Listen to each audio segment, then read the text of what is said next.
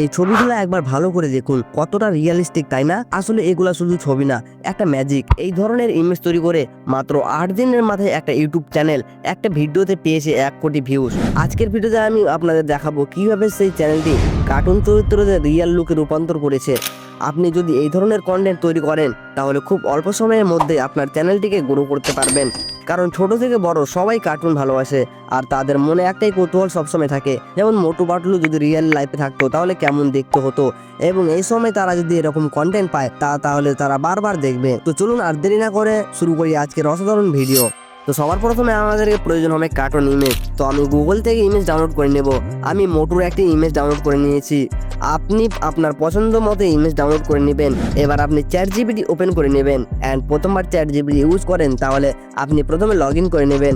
আমি আগে থেকে লগ ইন করে রেখেছি। এবার এতে ক্লিক করে ফটোসে ক্লিক করবেন। দেন আপনি যে ক্যারেক্টারটি রিয়েল ইমেজ বানাবেন সেটা সিলেক্ট করে নেবেন।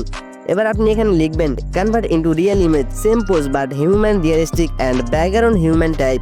দেন আপনি সেন্ড করে দিবেন। অ্যান্ড কয়েক মিনিটের মধ্যে আপনাকে ইমেজ তৈরি করে দিয়ে দিবে ChatGPT। এভাবে আপনি যত খুশি তত ইমেজ তৈরি করাতে পারবেন। এবার বলি কিভাবে ইউটিউবের জন্য কন্টেন্ট বানাবেন। এর জন্য প্রথমে পিক্সেল ল্যাব ওপেন করবেন। এবার এই টেক্সটটিকে আগে ডিলিট করে নেবেন। এবার 3 ডটে ক্লিক করে ইমেজ সাইজে ক্লিক করবেন। এটাকে কেটে 1980 আর এটাকে 1080 করে নেবেন।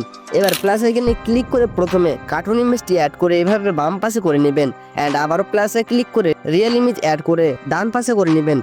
এবার আপনি সেভ আইকনে ক্লিক করলে সেভ করে নেবেন। এভাবে আপনি অনেকগুলো ইমেজ তৈরি করে নেবেন। এবার যে কোনো ভিডিও এডিটিং অ্যাপ ওপেন করে নেবেন। ইনসার্ট ওপেন করে নিলাম। এবার ভিডিওতে ক্লিক করবেন।